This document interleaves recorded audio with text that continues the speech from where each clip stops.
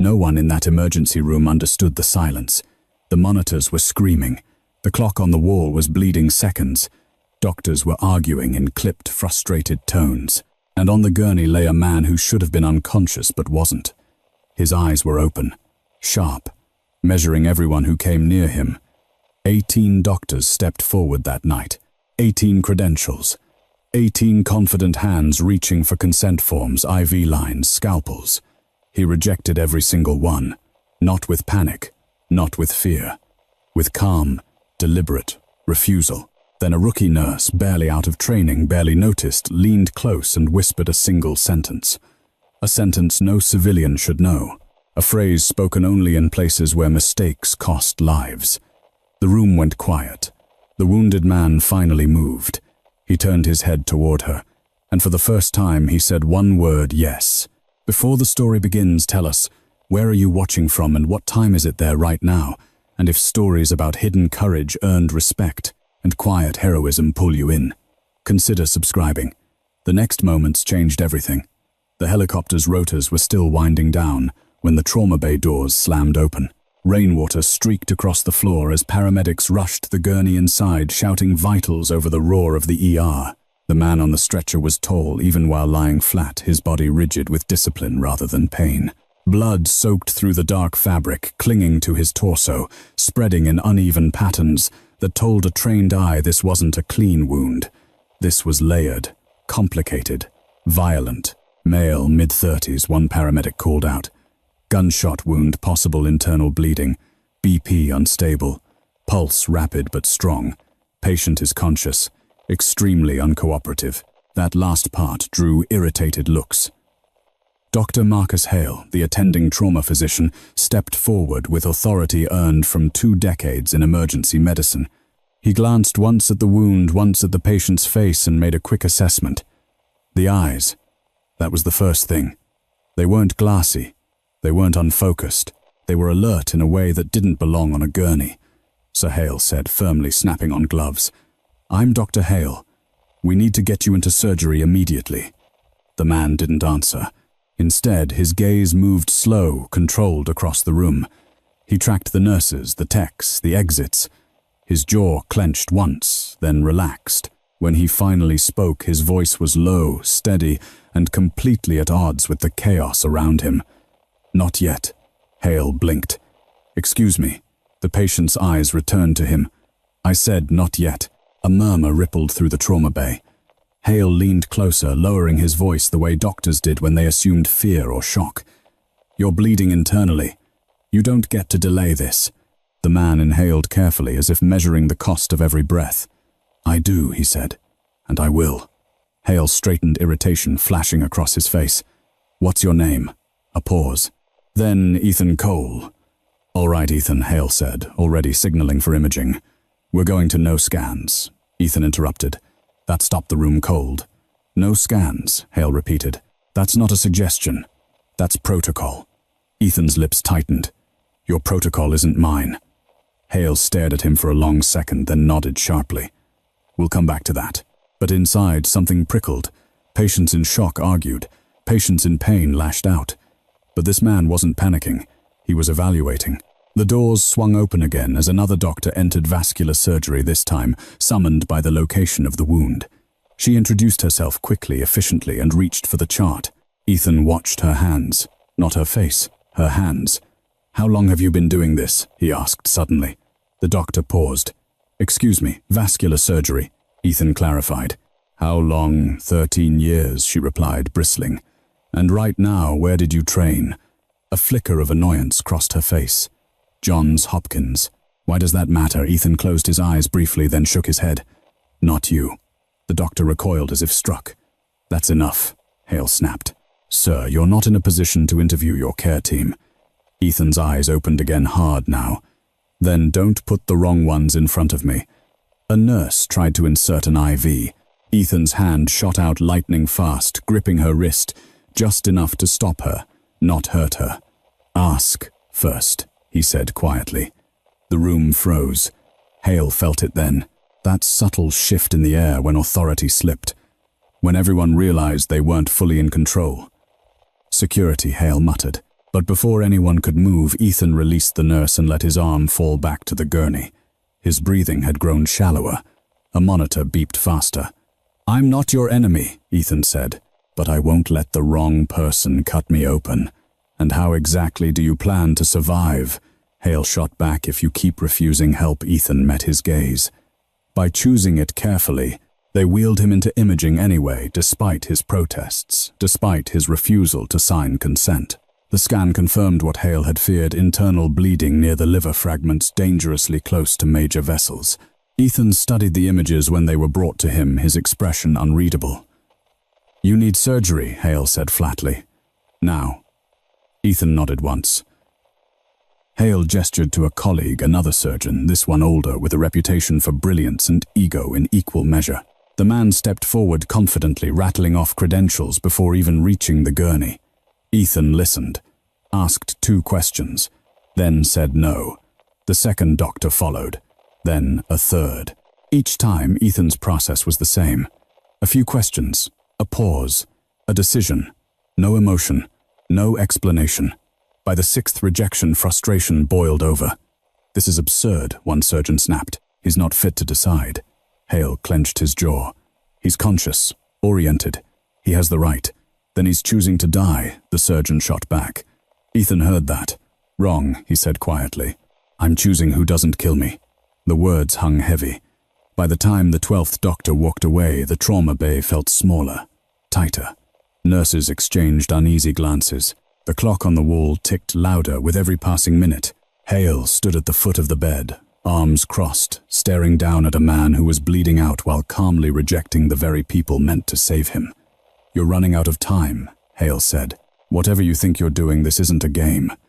Ethan's vision blurred at the edges, but his focus never left Hale's face. Neither is trust.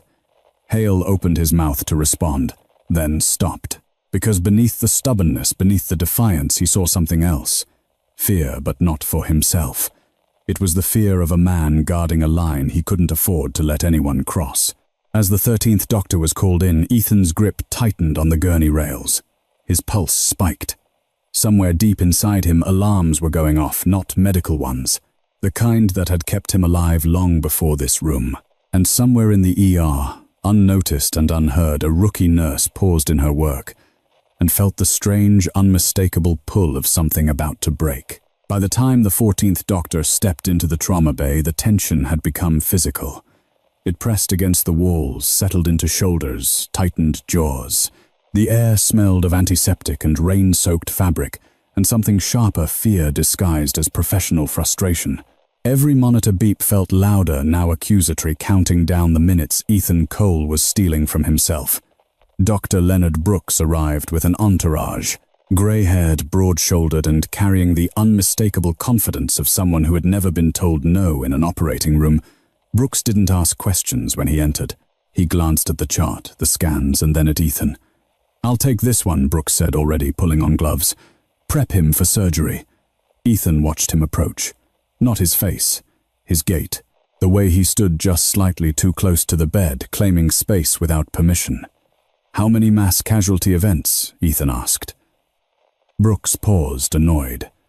"What real ones?" Ethan clarified. "Not simulations, not scheduled ORs, chaos, blood everywhere, no backup." Brooks scoffed. "I don't see how." "Answer the question." A nurse froze mid-motion. Hale felt his temper spike. "Sir Hale warned, this is Dr. Brooks. He's saved hundreds of lives." Ethan nodded once. "I'm sure he has." Brooks bristled. "I've operated in conditions you wouldn't survive." Ethan's eyes flicked up sharp. "Then tell me what you did when your primary light source failed and you lost suction at the same time." Brooks hesitated. "Just a beat." But it was enough. Ethan exhaled slowly. "Not you." Brooks' face flushed red. "This is ridiculous." He tore off his gloves and stormed out. The 15th doctor lasted less than 2 minutes. The 16th didn't even finish introducing herself before Ethan cut her off with a single look and a shake of his head. By now, word had spread across the ER. Staff lingered near the trauma bay doors, pretending to be busy while listening. Some whispered theories, mental trauma, paranoia, drugs. Others stayed silent, unsettled by how deliberate Ethan's refusals were. This wasn't confusion. It was selection. "Doctor." Hale stood at the bedside again, his authority eroding with every passing second. "You're not screening for a surgeon," Hale said tightly. "You're screening for something else." "What is it?" Ethan didn't answer right away. His breathing had grown uneven. Sweat beaded along his temples. His hand trembled briefly before he clenched it into a fist. "I need someone who knows what it means," he said finally, voice low, "to make decisions when the cost isn't theoretical." Hale stared at him. "This is a hospital, not a battlefield." Ethan met his gaze. "That's where you're wrong."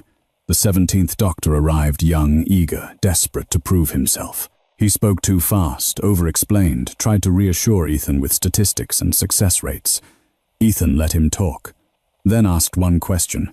"When your patient is conscious but wrong, do you correct them or comply?" The doctor blinked. "Excuse me," Ethan closed his eyes. "Not you."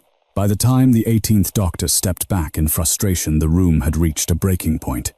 Hale turned away from the bed, rubbing his face with both hands. He'd never experienced anything like this. Every instinct screamed at him to override Ethan's refusal, sedate him and rush him to surgery. But something stopped him. It was the way Ethan endured the pain. No theatrics, no bargaining, just grit. "Why?" Hale asked, suddenly turning back. "Why go through all this? Why test everyone?" Ethan's jaw tightened. For a moment Hale thought he wouldn't answer. Then Ethan spoke quieter than before. "Because if I'm wrong," he said, "people die." Hale's chest tightened. Who Ethan didn't respond. A monitor beeped sharply. Blood pressure dipped again. A nurse called out the numbers. Hale snapped back into motion, barking orders, adjusting medication. For a brief moment the argument was drowned out by urgency. Ethan gasped as pain tore through his abdomen, white-hot and relentless. His vision blurred, the edges darkening. He focused on one thing, staying conscious, because the moment he slipped, the choice would be taken from him. Across the room, a young nurse paused at the supply cart. Emily Carter had been trying not to stare all night. She was new, fresh scrubs, hair pulled back too tightly as if afraid of making a wrong impression. She'd been assigned to fetch equipment, restock trays, stay out of the way. But she'd seen things. The way Ethan scanned the room, the way his questions weren't random, but precise, the way his refusals weren't disrespectful, just final. She'd noticed something else, too. Every time a doctor raised their voice, Ethan's muscles tensed. Every time someone spoke calmly, evenly, his shoulders eased just a fraction. Emily swallowed. She wasn't supposed to interfere. She wasn't supposed to question doctors, especially on her first weeks in the ER. But something about this didn't feel like defiance. It felt like survival. Ethan's breathing hitched again. He clenched his jaw, fighting a groan. "Time," Hale muttered. "We're losing him." Emily's heart pounded. She remembered her grandmother's words, spoken years ago, spoken quietly, spoken with respect. "Listen before you act. The quiet ones are telling you the most." Ethan shifted slightly on the gurney pane, forcing a sound from his throat, a low, involuntary exhale. And with it something else, a whisper, so faint it was almost lost beneath the beeping monitors. Almost. Emily froze. She turned her head slowly, every instinct screaming at her to pay attention. Ethan's lips moved again. This time she heard it. Not clearly, not fully, but enough. It wasn't a plea. It wasn't a name. It was a phrase. Fragmented, coded, utterly out of place in a civilian hospital. Emily's breath caught in her throat. Her hands trembled, because she knew that phrase, and she knew exactly where it came from. Emily Carter forced herself to keep moving. That was the first rule she'd learned in the ER, when the room felt like it was closing in, when emotions spiked and authority collided. You didn't freeze. You found something useful to do. You stayed small, invisible if necessary. She picked up a tray of saline bags and crossed the trauma bay with measured steps, her face carefully neutral. Inside, her heart was pounding so hard she was certain someone could hear it over the monitors. She had heard the phrase, not clearly, not perfectly, but enough to recognize the rhythm. It wasn't English in the normal sense. It was clipped, abbreviated, stripped down to essentials. A sentence built not to be poetic but to be precise, the kind of language designed to travel fast through chaos. Emily had heard it once before, years ago, in a place that never appeared on her resume. She pushed the memory away and focused on the present. Ethan Cole lay on the gurney, his color worsening by the minute. The confidence that had anchored him earlier was beginning to crack, not in his will but in his body. His fingers flexed intermittently, a tell Emily recognized immediately. Pain management-trained nurses watched for grimaces, tears, verbal cues. Combat-trained medics watched hands. Dr. Hale stood at the foot of the bed again, shoulders squared, jaw tight. "Prep for sedation," he said. "We don't have any more time to indulge this." A nurse hesitated. "He's still refusing consent." Hale exhaled sharply. "He's not refusing because he understands. He's refusing because he's compromised." Ethan turned his head just enough to look at Hale. His eyes were still sharp, but there was something new in them now. Urgency. "You do that," Ethan said quietly, "and you fail everyone." Hale snapped. "Enough." Emily stopped beside the supply cart, pretending to check labels. Her mind raced. She had been warned about moments like this during orientation. Situations where protocol collided with instinct, where the safest action on paper didn't feel safe at all. Emily was a rookie nurse in this hospital. That part was real. She was new, untested, still learning the rhythm of civilian emergency medicine, but there were parts of her training that hadn't come from textbooks. She remembered a different kind of trauma bay, one with sand underfoot, not linoleum. A place where the lights flickered, where helicopters didn't land neatly on helipads but kicked up dust and debris that coated everything. She remembered learning that trust wasn't granted by rank or title. It was earned in seconds. Emily glanced at Ethan again. He wasn't looking at the doctors anymore. He was looking at the room, at exits, at shadows, at people who weren't trying to control him. His gaze brushed past her once. Then again, it lingered just a fraction longer the second time. Emily's throat tightened. She turned away before anyone noticed, gripping the edge of the cart until her knuckles whitened. She had promised herself she wouldn't bring that part of her life into this one. She had chosen this hospital because it was quiet, civilian, predictable. She wanted to heal people without having to calculate risk the way she used to. But Ethan Cole didn't belong to predictability. Dr. Hale leaned over the bed again. "Last chance," he said. "We're doing this with or without your cooperation." Ethan swallowed the movement, visibly painful. He drew in a breath that shuddered halfway through. Then he spoke again. Softer this time. So soft it barely carried past his own lips. Emily heard it anyway. The rest of the phrase. Her world tilted. Her training kicked in before her fear could catch up. Emily set the tray down and stepped forward. "Dr. Hale," she said, her voice steady despite the way her pulse hammered in her ears. "Can I have a moment?" Hale turned sharply, irritation flaring. "This isn't the time, I know," Emily said quickly. "But I think he's trying to tell you something." The room went still. A few heads turned. Someone scoffed quietly. Hale stared at her, incredulous. "You're new, aren't you?" "Yes, sir." "Then stay in your lane." Emily's cheeks flushed, but she didn't back down. "With respect," she said, choosing her words carefully, "he's not refusing care. He's screening for understanding." Hale laughed once harshly. Understanding what Emily hesitated. This was the moment. She could step back, let the system do what it always did, protect herself, protect her job. Or she could speak. She looked at Ethan.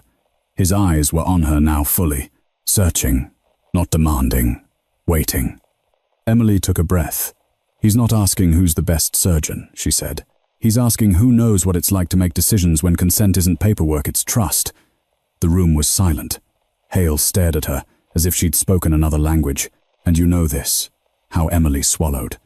"Because I've heard that phrase before." Ethan's fingers tightened on the gurney rails. Hale's expression hardened. "This is not a guessing game." Emily stepped closer to the bed despite herself.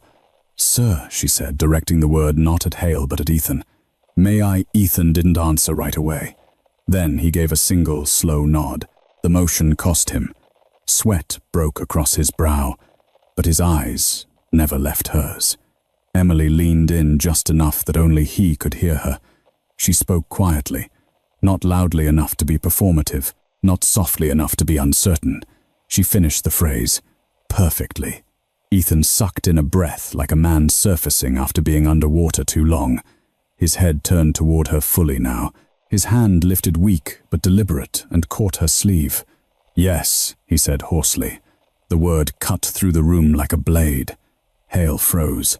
"What did you say to him?" someone demanded. Emily straightened slowly, her heart racing. "I said the rest of his sentence." Hale looked from her to Ethan. What sentence? Ethan didn't answer. He was watching Emily with an intensity that made the rest of the room fade away.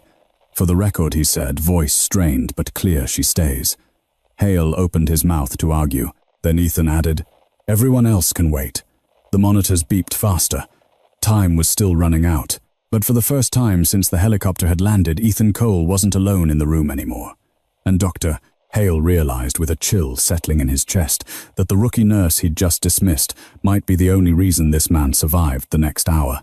The silence that followed Ethan's declaration was heavier than any argument that had come before it. "She stays." 3 words. Quiet. Final. Dr. Hale felt them land like a blow to the chest. Around him, the trauma bay seemed to hesitate as if the room itself was waiting for permission to keep moving. "This is not how this works," Hale said at last, his voice controlled but tight. "You don't get to dictate staff assignments." Ethan's grip on Emily's sleeve loosened his hand, dropping back to the gurney. The effort had clearly cost him. His breathing grew shallow, uneven, but his eyes never left Hale's. "I already did," Ethan said. "And you listened." A few nurses exchanged glances. One of the residents shifted uncomfortably. The unspoken truth was there for everyone to see. Hale had paused. He had hesitated, and that hesitation had changed the balance in the room. Emily stood perfectly still beside the bed, her mind racing. She could feel the weight of every eye on her. The rookie nurse who had just challenged an attending physician in front of half the ER. Her hands trembled slightly, but she clasped them together to hide it. She hadn't planned for this. She had only recognized the phrase because it had been burned into her memory years ago during training that never showed up on paperwork. Training that taught her how to keep her voice steady when everything else fell apart. Hale exhaled slowly. "You want her here?" he asked Ethan. "Fine. But this stops now. You're dying." Ethan nodded faintly. "I know. Then help us help you," Hale said. "Tell me what you're protecting." Ethan's jaw tightened. "No," Hale's patience snapped. "This is insanity. We're wasting time on riddles while your blood pressure tanks." Emily stepped forward before she could stop herself. "He's not protecting information," she said quietly. "He's protecting people," Hale rounded on her. "You don't know that." Emily met his gaze. "I know the pattern." "Pattern," Hale repeated sharply. Emily hesitated, choosing her words with care. The questions he asked the doctors weren't about skill alone. They were about decision-making under uncertainty, about whether someone freezes when the rules don't apply. Hale stared at her. "You're telling me you think this is some kind of test?" "Yes," Emily said. "And failing it means he doesn't survive long enough for the real consequences." Ethan's eyes flicked to her again. Approval, gratitude, and something else, relief. Hale looked between them, frustration etched deep into his face. "You're asking me to trust a nurse who's been here less than a month. Over 18 board-certified surgeons." Emily swallowed. "I'm asking you to trust him." The monitors beeped louder, more erratic. "BP's dropping again," a nurse called out. Hale cursed under his breath. "We don't have the luxury of philosophy." Ethan inhaled sharply, pain tearing through him again. His fingers curled, then relaxed. When he spoke, his voice was strained but steady. "Doctor," he said, "if you sedate me without understanding why I'm here, you don't just risk my life." Hale leaned in, face inches from Ethan's. "Then whose do I risk?" Ethan's eyes darkened. "Yours, hers, and people who don't even know this hospital exists." A chill ran through the room. Hale straightened slowly. "That's a threat." "No," Ethan said. "That's math." Emily felt her stomach twist. This wasn't bluffing. She had seen men speak like this before, men who carried weight not because they wanted power, but because they knew what happened when the wrong choice was made. Hale paced once, then turned back. "All right," he said sharply. "Say I humor this. Say I let you stay awake. Say I let her, he gestured at Emily, be part of this. Ethan waited. What do you need? Hale asked. Ethan closed his eyes for a second, gathering himself. Someone who understands the phrase you finished. Emily's breath caught. Hale frowned. What phrase? Ethan looked at Emily again. Ask her. All eyes turned to her. Emily felt the weight of the moment press down on her chest. This was the line she had promised herself she wouldn't cross. The line between civilian life and the world she'd left behind. But Ethan was bleeding out, and the cost of silence was too high. It's a verification phrase, Emily said slowly, used in environments where you can't afford to explain yourself. It confirms shared training and shared risk. Hale's eyes narrowed. Military, yes. That earned murmurs. Special operations, Emily added. The room went very quiet. Hale stared at Ethan, reassessing him entirely. The man's bearing, his control, the way he'd never once begged. You're a soldier, Hale said. Ethan didn't correct him. I'm on you. Soil, Hale continued. In a civilian hospital. Your mission is irrelevant here. Ethan opened his eyes. Then you don't understand the mission. Emily felt it again, that pull. The sense that this wasn't about pride or secrecy. It was about containment. What happens if the wrong surgeon operates? Hale asked. Ethan's gaze hardened. Then they learn things they shouldn't. Or they make decisions they don't understand. And the fallout doesn't stop in this room. Hale ran a hand through his hair. You expect me to accept that? On faith, Ethan shook his head weakly. No, I expect you to accept it because time is running out. Another alarm chirped. Emily stepped closer to Hale, lowering her voice. Sir, he's not asking for control. He's asking for alignment. Hale studied her face, the sincerity, the fear she was trying to hide, the certainty she couldn't. Who are you really? He asked. Emily's throat tightened. Someone who knows what it costs when trust breaks at the wrong moment. Hale looked at Ethan again. All right, he said finally. We'll do this your way. For now. Ethan exhaled slowly. But Hale added, if you lose consciousness, I take over. Ethan nodded. Fair. Hale turned to the room. Clear the bay. Minimal staff. No one speaks unless necessary. There were protests. Confusion. But Hale's authority snapped back into place, reinforced by the gravity of the moment. As people moved, Emily stayed by Ethan's side. He glanced at her again, his voice barely audible. You shouldn't have done that. Emily met his eyes. Neither should you. A faint smile tugged at the corner of his mouth. Still, he said, thank you. Emily squeezed his hand gently. Don't thank me yet. The lights overhead hummed. The monitors steadied just slightly. But beneath the fragile calm, something else was building. Because agreeing to Ethan's terms was only the beginning. And somewhere beyond the hospital walls, forces were already moving, drawn by the choices being made inside a single trauma bay. The trauma bay emptied faster than Emily expected. What remained felt stripped down to essentials, fewer bodies, fewer voices, fewer opinions competing for control. The overhead lights hummed softly. The monitors continued their steady, unforgiving rhythm. Every beep was a reminder that time hadn't stopped just because the argument had. Doctor. Hale stood at the foot of the bed, arms crossed, watching Ethan with a new kind of attention. Not irritation. Assessment. All right, Hale said. We're aligned for now, but alignment requires information. You're going to tell me exactly what you need. Ethan swallowed pain flashing across his face. I need to stay conscious. That's not negotiable, Hale replied immediately. It is, Ethan said. And you already agreed. Hale hesitated, then nodded once. Minimal sedation. Enough to manage pain, not enough to compromise cognition. Ethan's gaze shifted to Emily. And I need her. Emily stiffened. Me. You heard the phrase, Ethan said. That means you understand the rules. Hale frowned. She's a nurse, not a surgeon. I'm aware, Ethan said calmly. She's not here to cut. She's here to listen. Emily felt a strange mix of dread and purpose settle into her chest. What exactly do you want me to listen for? She asked. Ethan closed his eyes briefly, gathering strength. Anything that doesn't belong. Hale exhaled sharply. You're going to have to be more specific. Ethan opened his eyes again, locking onto Hale. If someone asks questions they shouldn't know to ask. If someone tries to rush decisions they don't understand. If someone treats this like a standard case. Hale studied him. You really think someone here is a threat? Ethan didn't answer immediately. I think he said carefully that information leaks don't start with villains. They start with curiosity. Emily felt a chill. Hale glanced toward the door, then back at Ethan. You're telling me this isn't just about surviving surgery? Ethan's lips pressed into a thin line. No. The monitors beeped faster for a moment as another wave of pain hit. Emily moved instinctively, adjusting medication, her hands steady despite the tension.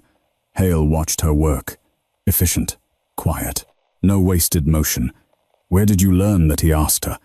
Emily didn't look up. Some places don't give second chances. Hale absorbed that without comment. Ethan's breathing steadied again. He turned his head slightly toward Emily. Do you remember the rest of the protocol? Emily hesitated. I remember enough. That may have to be enough, Ethan said. Hale raised an eyebrow. Protocol. Emily glanced at him, then back at Ethan. Contingency measures. In case alignment fails. Hale's jaw tightened. You have contingencies inside my hospital. Ethan met his gaze without flinching. I have responsibilities outside it. Silence stretched. Hale finally nodded. All right. We move forward. Prep the ore. Emily's heart skipped. Or yes, Hale said. Whether he likes it or not, he's not surviving without intervention. Ethan nodded weakly. Agreed. As they prepared to move, Ethan's hand shot out again, this time not to stop anyone but to catch Emily's wrist gently. One more thing, he said. Emily leaned in. What if anyone arrives asking for me by name? Ethan said, before I tell you to expect them. Emily's breath caught. What? Get Hale. Ethan finished. And don't answer questions. Hale frowned. Who would? The distant thump of helicopter rotors cut through the air. Everyone froze. Hale turned sharply toward the ceiling. That's not ours. Emily felt the vibration through the floor, faint but unmistakable. Ethan closed his eyes. They're early, he murmured. Hale's pulse spiked. Who is they? Ethan didn't answer. The overhead speaker crackled to life. Unscheduled aircraft requesting landing clearance. No flight plan on record. Hale swore under his breath. This is getting out of hand. Ethan's voice was strained now but calm. Doctor, if anyone from administration tries to override you, I won't, Hale said sharply. Not without answers. Ethan nodded once. Good. Emily felt the weight of the moment settle into her bones. This wasn't just an emergency anymore. It was a collision between systems that didn't normally touch. As they wheeled Ethan toward the OR, the hallway lights streaked overhead. Staff stepped aside instinctively, eyes following the gurney. Word had spread. Something unusual was happening. Inside the elevator, Hale broke the silence. You tested 18 doctors, he said. What made you trust her? Ethan's eyes flicked to Emily. She didn't try to control the situation. She tried to understand it. Emily swallowed. You were whispering the phrase on purpose, weren't you? Ethan nodded faintly. I needed to know if anyone would hear it, and if no one had, Emily asked. Ethan's jaw tightened. Then I would have accepted the consequences. The elevator doors opened. The ore was already prepped, staff moving quickly but quietly under Hale's direction. As Ethan was transferred to the table, Emily took her place beside him, monitoring vitals, watching faces. A nurse she didn't recognize lingered near the doorway, eyes fixed on Ethan. Emily felt it immediately. Something didn't belong. The nurse stepped forward. We need to hurry. Administration is. Emily cut her off. Hold. The nurse blinked. Excuse me. Emily didn't raise her voice. She didn't have to. Who sent you? The nurse hesitated. Just a fraction, Hale noticed. Answer the question. The nurse's gaze flicked to Ethan. I was told. Ethan's voice cut in sharp despite his condition. By who? The nurse swallowed. I don't know. Someone upstairs. Emily's pulse hammered. Upstairs was vague. Too vague. Hale stepped between them. Step out.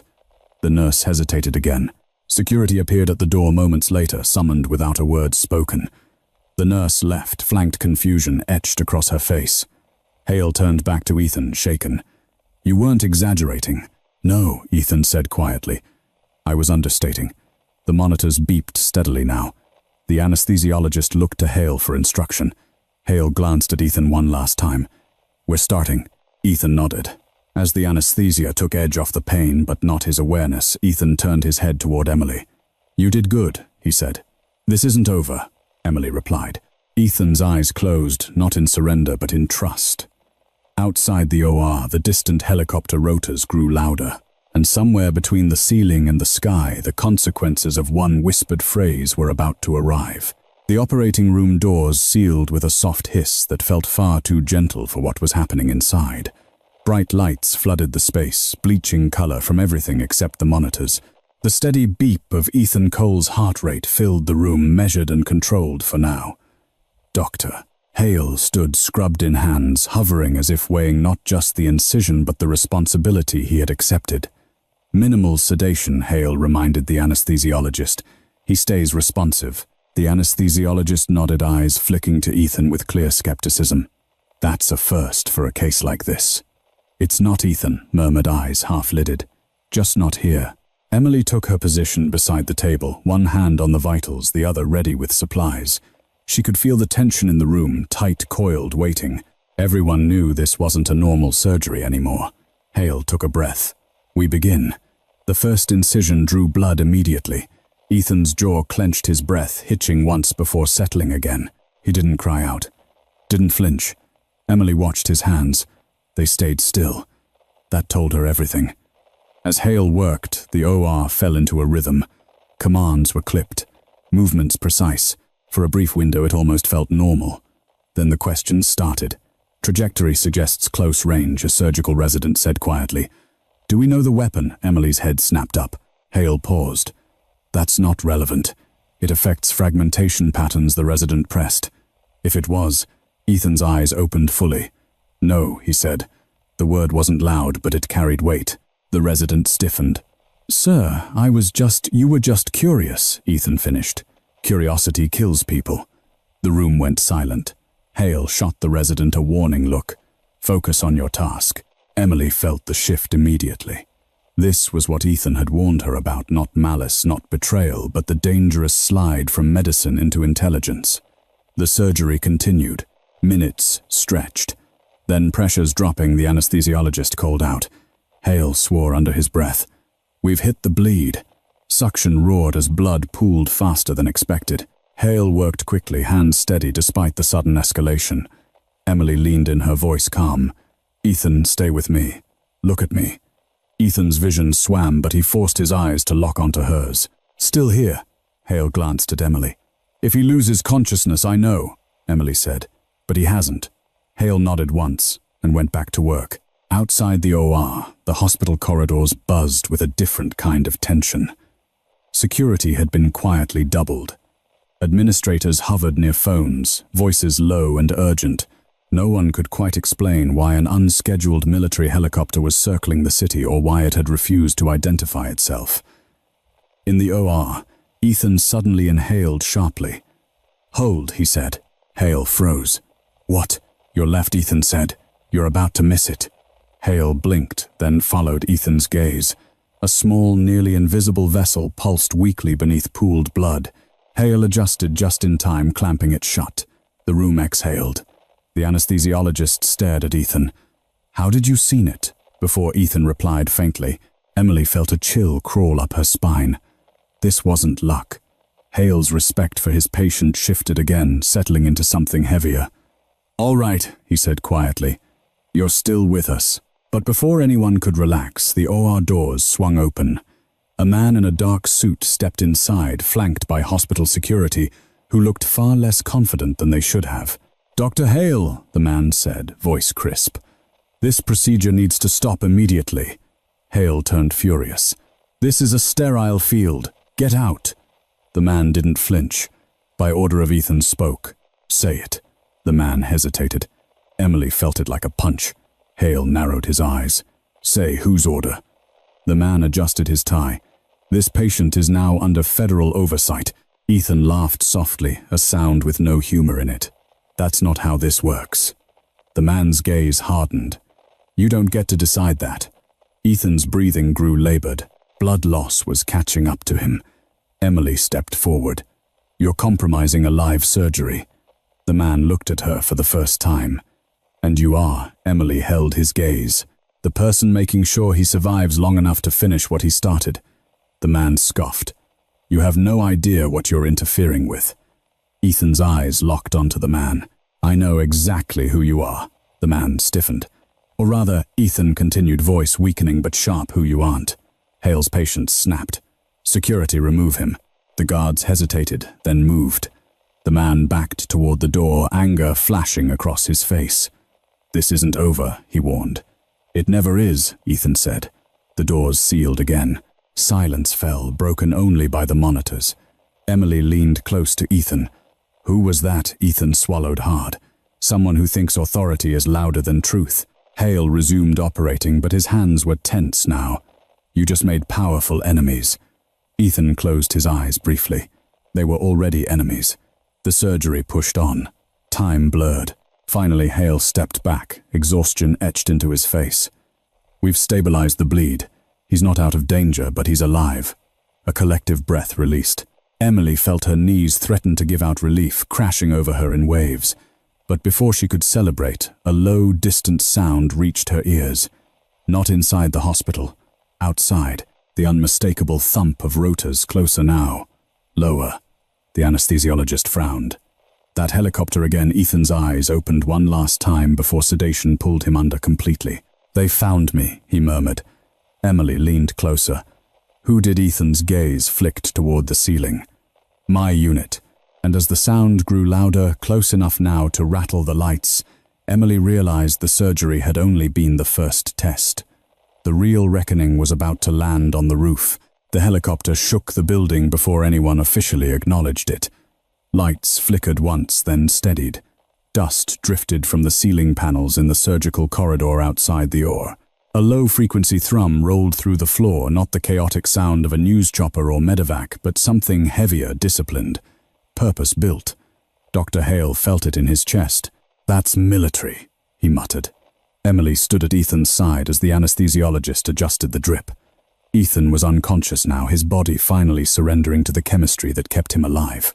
The monitors showed stable vitals for the moment. Barely. Close, Hale said, nodding at the incision. We're closing. As sutures were placed, the doors to the OR opened again, this time not abruptly, but with authority. Hospital security stood aside as a woman in a dark flight suit stepped in her boots, still dusted with rooftop grit. She didn't look around. She looked straight at Ethan.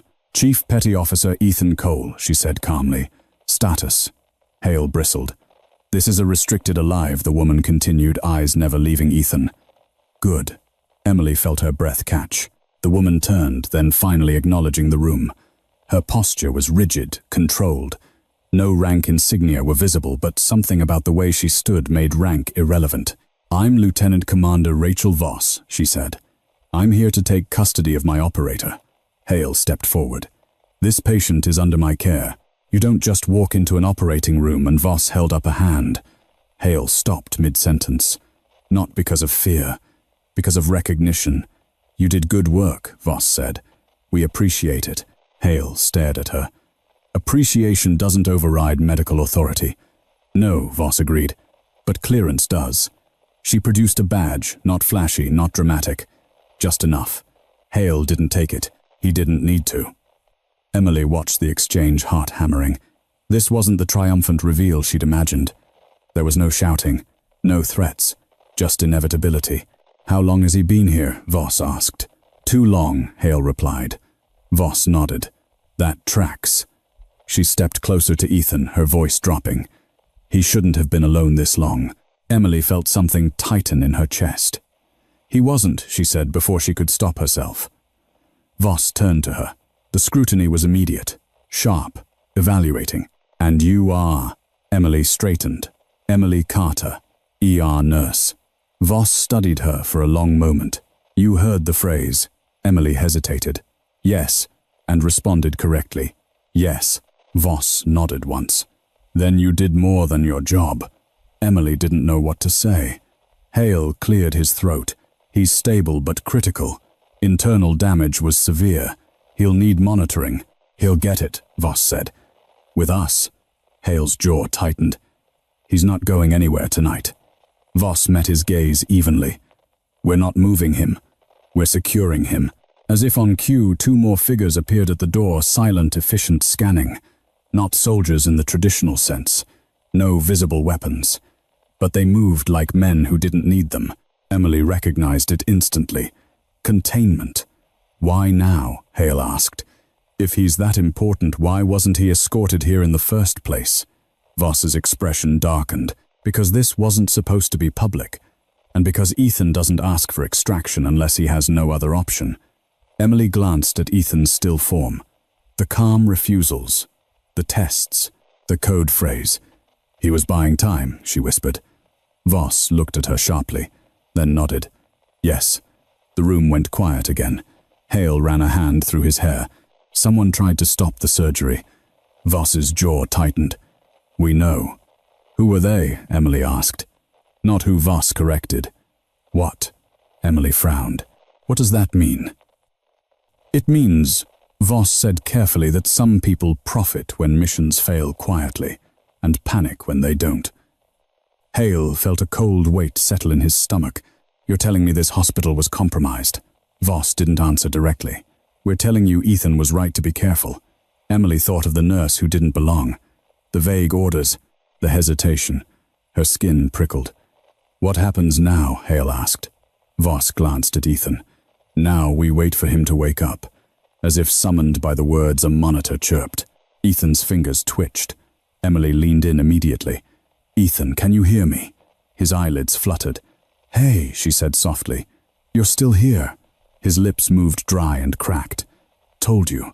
A faint smile tugged at the corner of Emily's mouth.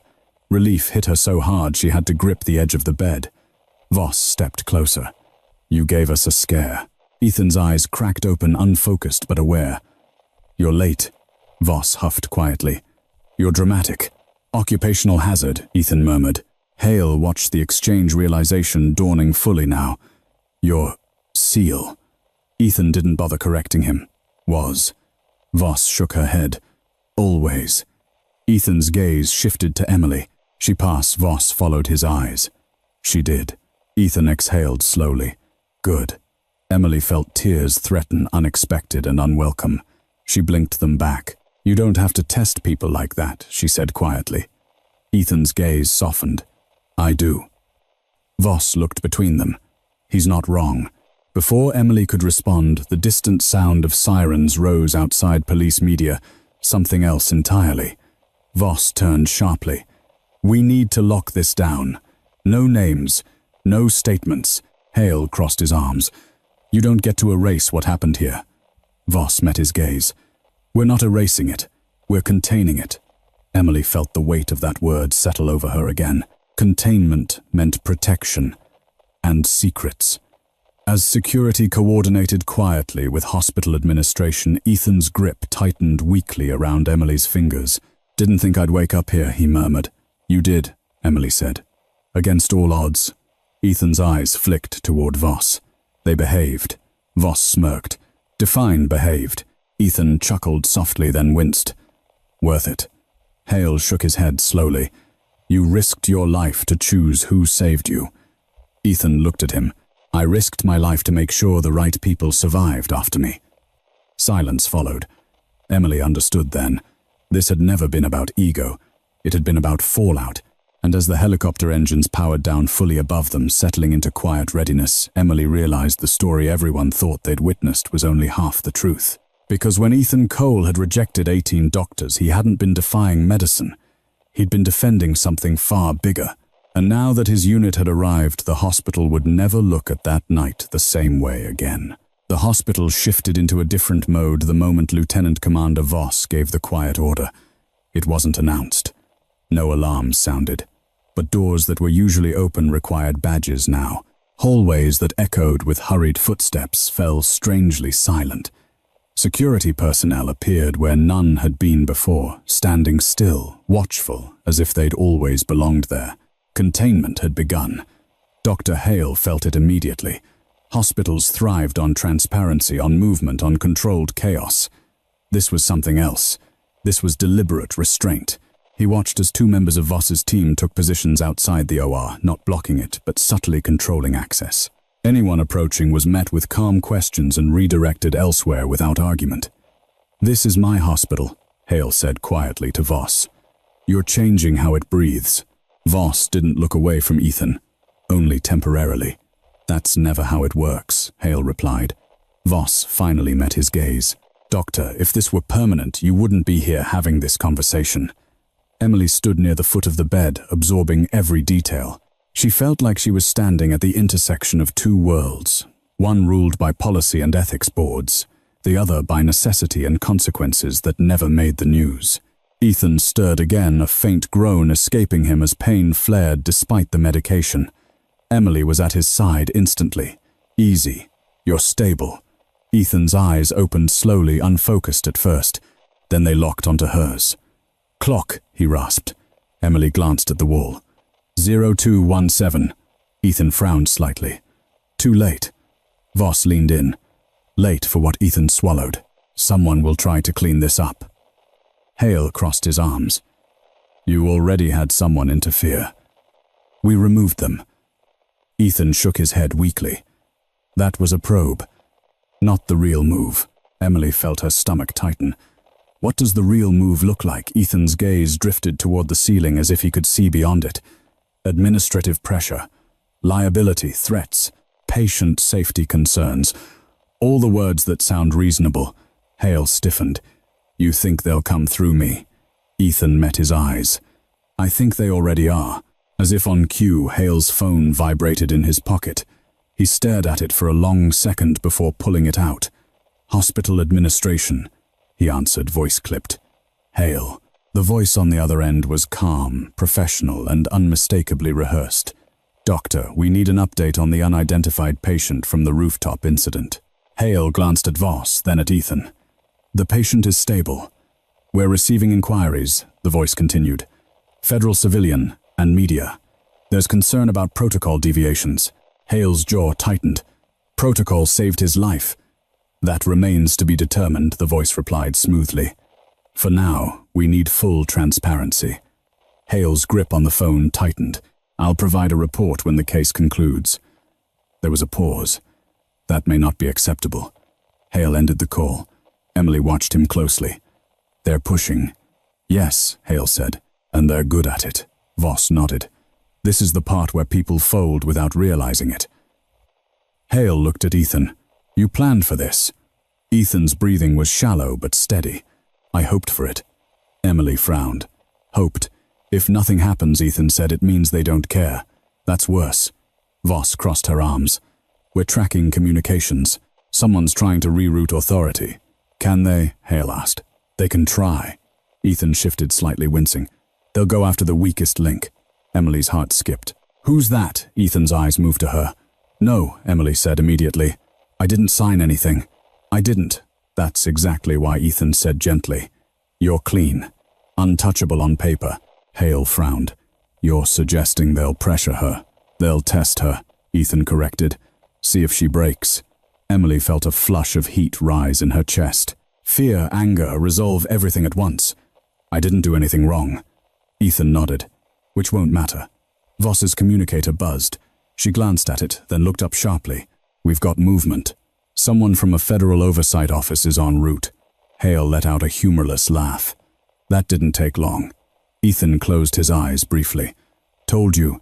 Minutes later, footsteps echoed in the corridor, measured confident, accompanied by the faint rustle of suits rather than scrubs. A man appeared in the doorway, flanked by hospital legal counsel. He smiled politely. "Dr. Hale. I'm Jonathan Mercer. I believe we spoke earlier briefly."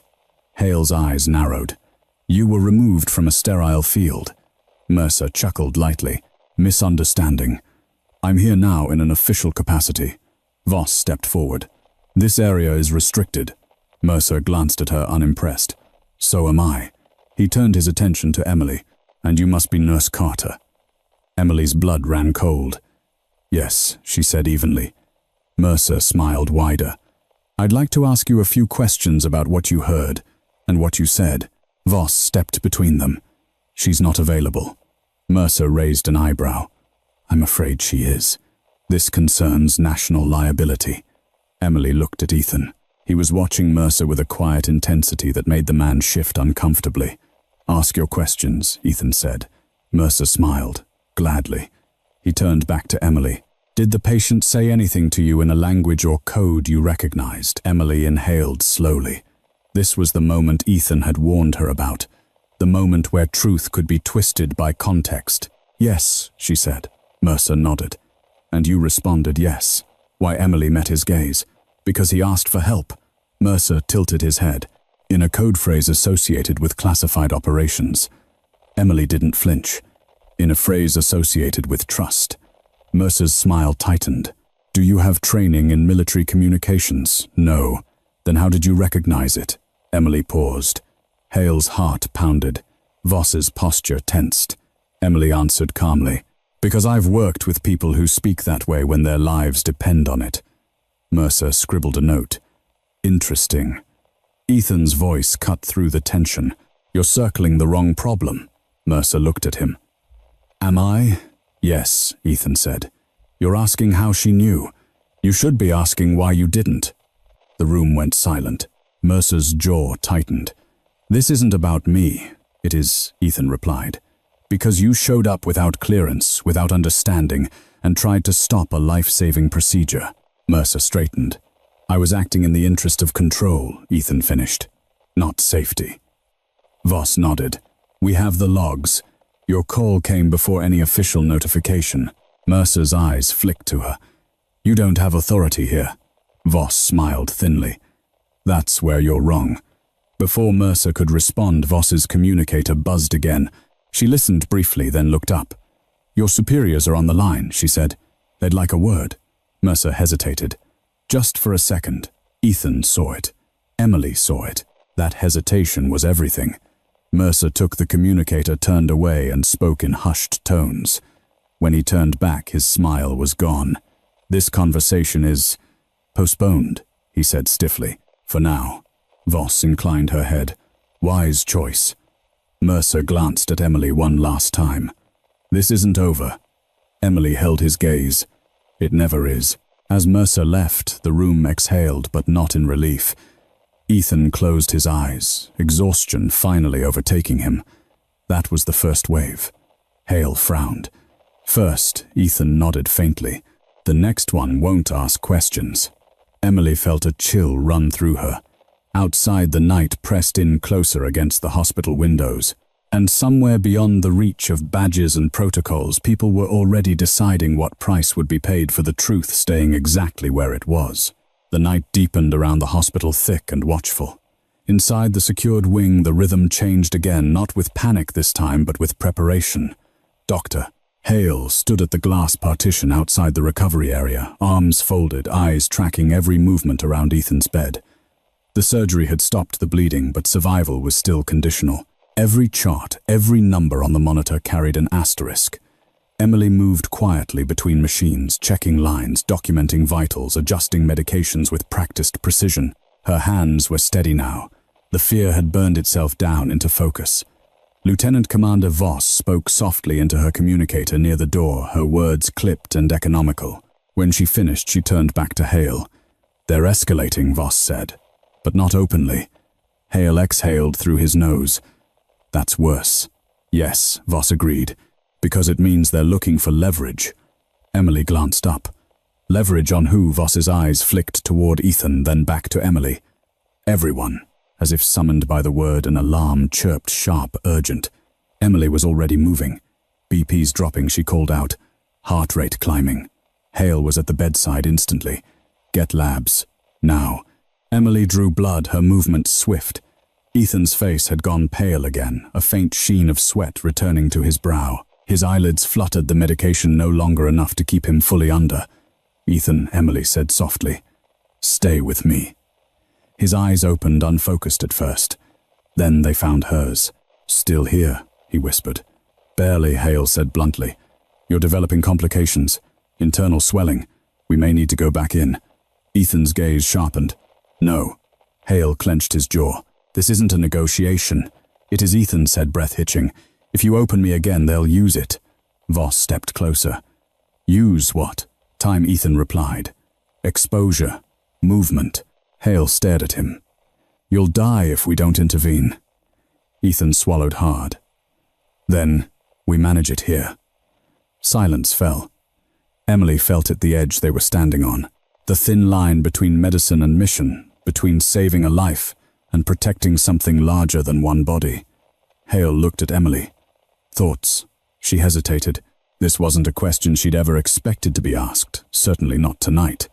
"We can stabilize," Emily said carefully. "Aggressive monitoring, anti-inflammatories, controlled pressure support. It's risky, but reopening him is riskier in other ways." Hale studied her face. Not for confidence, he'd seen plenty of that tonight, but for honesty. "She's right," Voss said.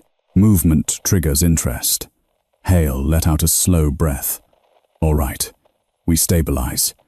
Ethan exhaled a shaky sound that might have been relief. "Thank you." The next hour stretched like a held breath. Emily barely left Ethan's side. She spoke to him when the pain surged, grounding him in the room in the present. Hale adjusted medications, watching the numbers inch toward something resembling stability. Outside the recovery room, Voss's team tightened their perimeter. Phones buzzed. Messages were intercepted. Doors were quietly rerouted. Still, pressure found its way in. A senior hospital administrator arrived, with legal counsel in tow, their expressions grave. "This situation is becoming untenable," the administrator said to Hale. "We have federal officers calling hourly. Media vans are outside. We need to transfer the patient." Hale didn't turn. "No," the administrator stiffened. "Doctor, no," Hale repeated. "He's not stable enough to move, and even if he were, I wouldn't." The administrator's gaze shifted to Voss. "You can't commandeer a civilian hospital." Voss met his eyes calmly. "We're not commandeering. We're cooperating." "Under whose authority?" the administrator demanded. Voss didn't answer. Ethan's voice drifted weakly from the bed. "Mine." Everyone turned. "You're not in a position to," the administrator began. Ethan opened his eyes fully now, pain sharpening his focus. "You're afraid of paperwork." "I'm afraid of consequences," the administrator scoffed. "You're delirious." "Then ask why your phones are ringing," Ethan said. "Ask why people who don't normally care about one wounded operator suddenly care very much." The administrator hesitated. That hesitation was enough. Hale turned, finally facing them. "This patient stays. That's my call." Legal counsel leaned in, whispering urgently to the administrator. A few tense seconds passed. Finally, the administrator nodded stiffly. For now, they left without another word. Emily let out a breath she hadn't realized she'd been holding. "Nice timing," she murmured to Ethan. He managed a faint smile. "Had to earn my keep." But the reprieve was brief. Another alarm sounded different this time. External. Voss checked her communicator, her expression hardening. "We've got unauthorized movement on the lower levels. Someone's trying to access patient records." Hale's stomach dropped. "They're inside." Voss nodded. "And they're fast." Emily's mind raced. "What are they after?" "Confirmation," Ethan said quietly. "Names, timelines." "And if they get it?" Emily asked. Ethan's gaze met hers. "People disappear." The words settled like lead. Voss issued rapid instructions into her communicator. Moments later, lights in the corridor dimmed slightly as systems shifted into a restricted mode. Hale stared at her. "You can do that." Voss didn't answer. She was already moving. Emily stayed with Ethan, one hand on his pulse, the other gripping the rail. "You're not allowed to crash," she told him quietly. "Not tonight." Ethan chuckled weakly. "Bossy. You started it," she said. The minutes crawled. Footsteps echoed somewhere distant, then faded. A voice crackled over Voss's communicator, brief coded. She nodded once, intercepted. No data breach. Hale sagged slightly against the counter. "Jesus." Ethan closed his eyes for a moment. When he opened them again, something had shifted. "It's time," he said. Emily frowned. "Time for what?"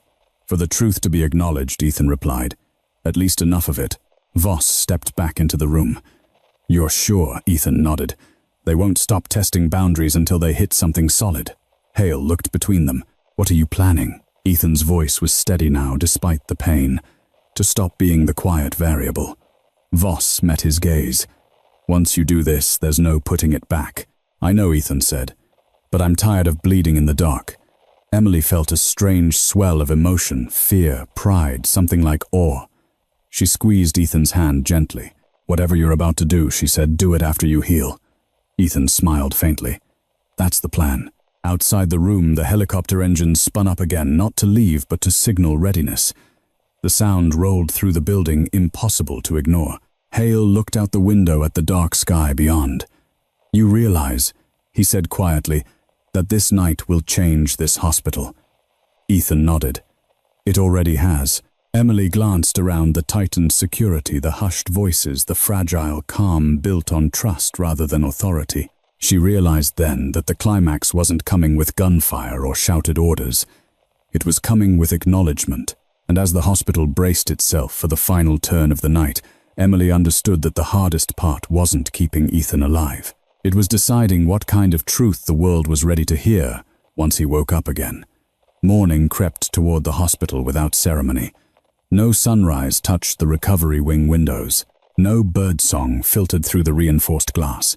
Time was measured instead by vitals, stabilizing in fractions by the soft exchange of coded phrases between Voss's team, by the slow return of color to Ethan Cole's face. Emily noticed it first.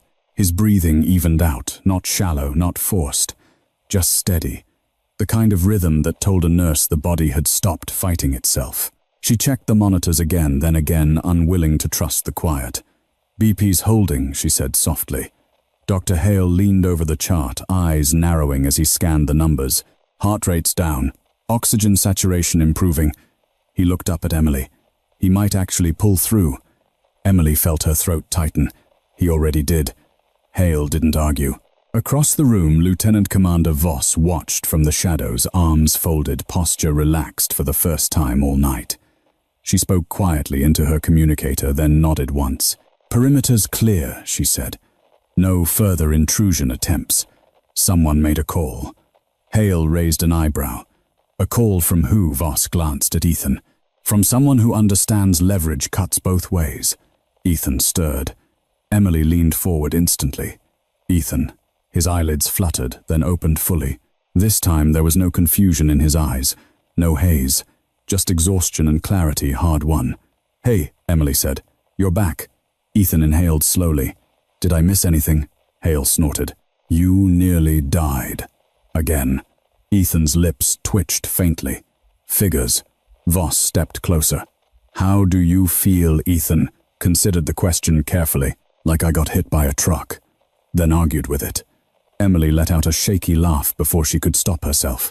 Ethan's gaze softened when it landed on her. "You stayed. Someone had to keep you honest," Emily said. He nodded once. "You did more than that." Hale cleared his throat. "Before we get sentimental, there are consequences we need to discuss." Ethan shifted slightly, wincing but staying present. "I figured." Hale pulled a stool closer. "The surgeon who tried to override your consent. He's been suspended pending review. The administrator who pushed for your transfer reassigned." Emily blinked. "That fast," Voss answered. "Pressure works both ways when the right people apply it." Hale nodded. "There's also an internal audit underway. Questions are being asked, the kind that don't usually get asked."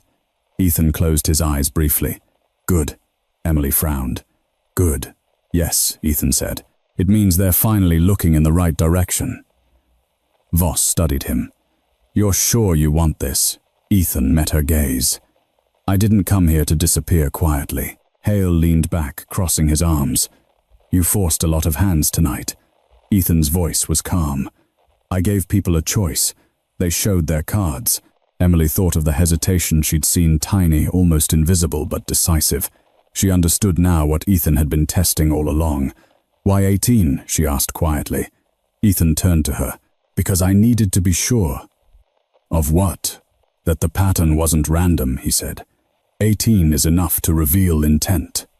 Hale stared at him. "You rejected 18 doctors while bleeding internally. To confirm a pattern," Ethan nodded. "I needed to know whether curiosity outweighed restraint." And Emily asked.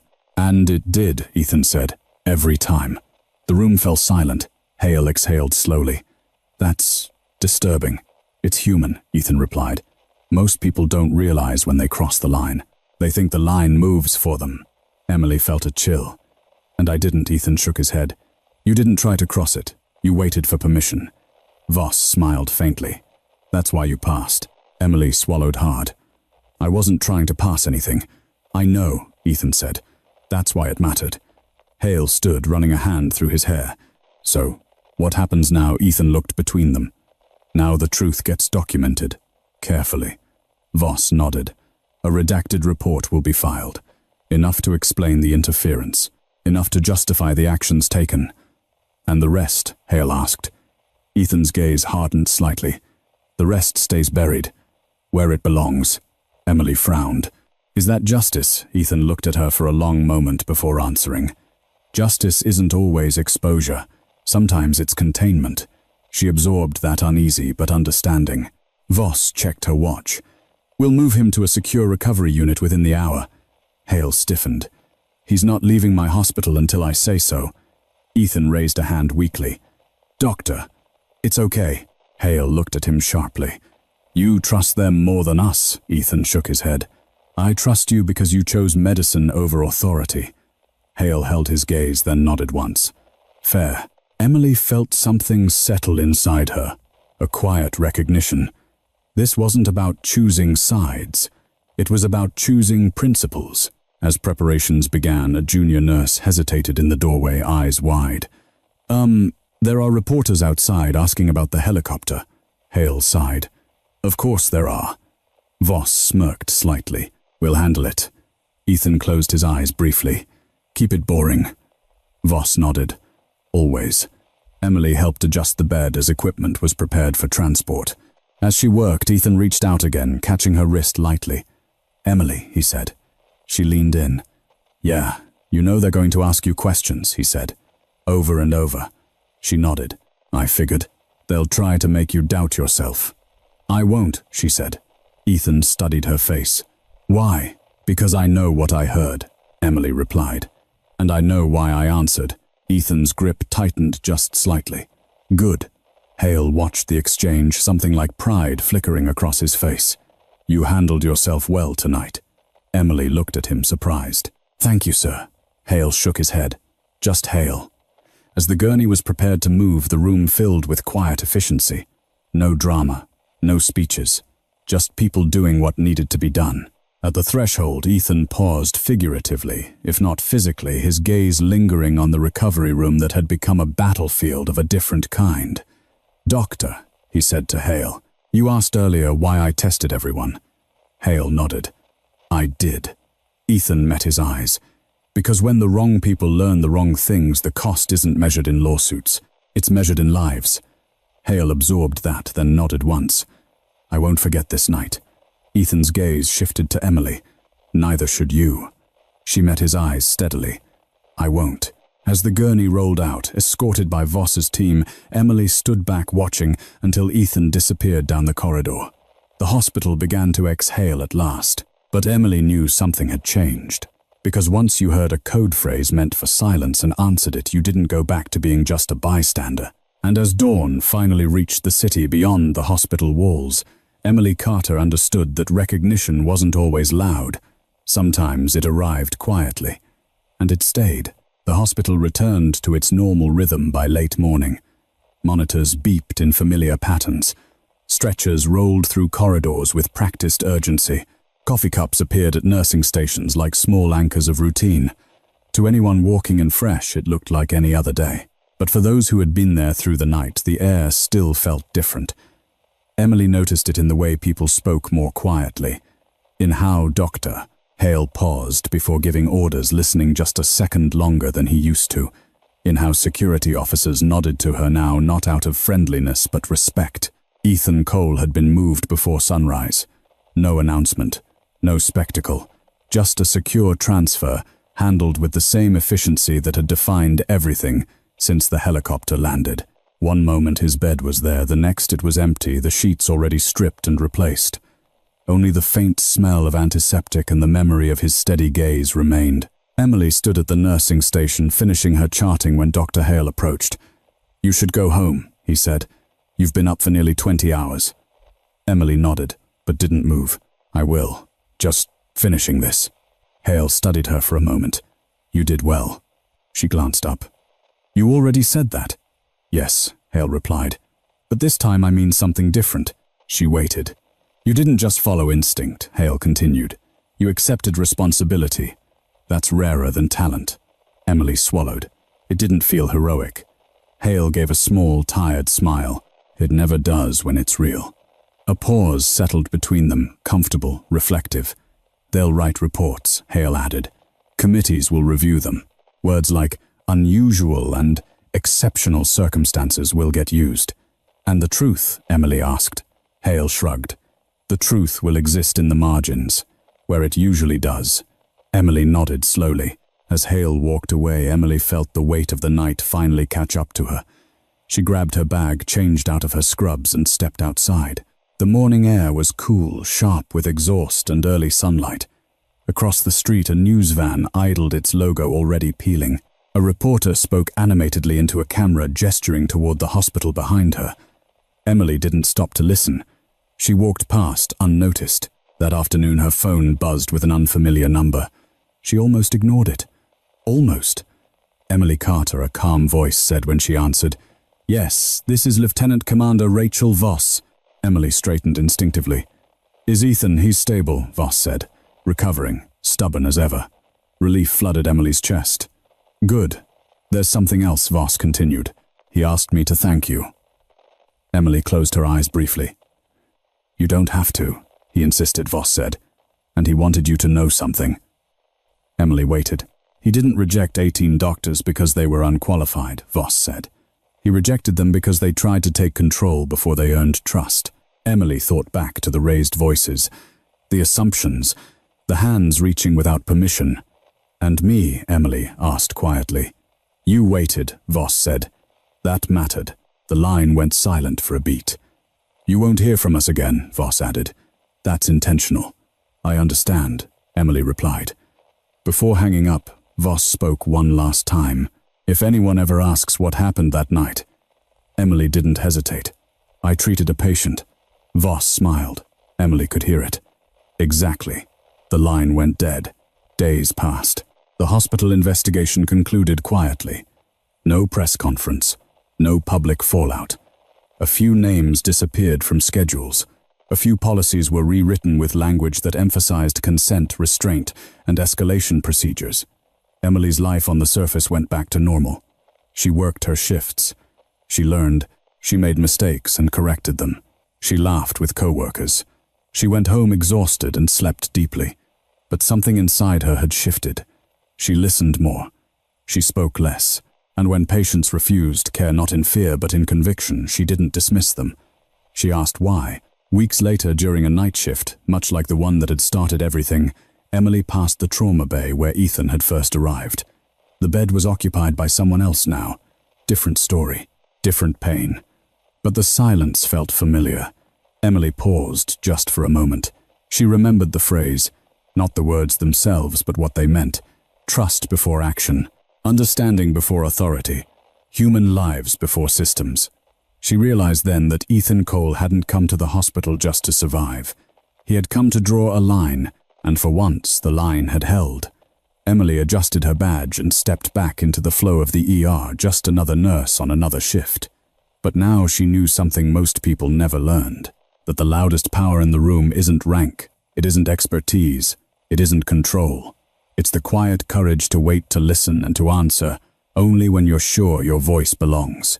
And somewhere recovering far from cameras and questions, a wounded SEAL was alive, because one rookie nurse understood that truth and spoke when it mattered most. Sometimes the most dangerous moments aren't marked by chaos, but by confidence. By people who are certain they're right, certain they're entitled, certain the rules bend for them. This story isn't about rejecting doctors.